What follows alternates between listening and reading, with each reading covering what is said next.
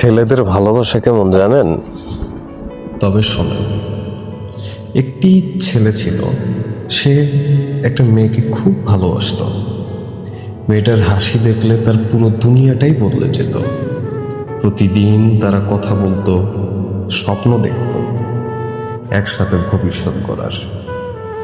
ছেলেটা ভাবতো এই মেয়েটাই হয়তো তার শেষ ভালোবাসা।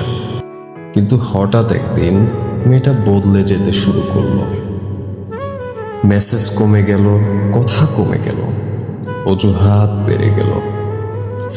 ছেলেটা তখন বুঝতে পারেনি যাকে সে এত ভালোবাসে সে ধীরে ধীরে তাকে ছেড়ে চলে যাচ্ছে।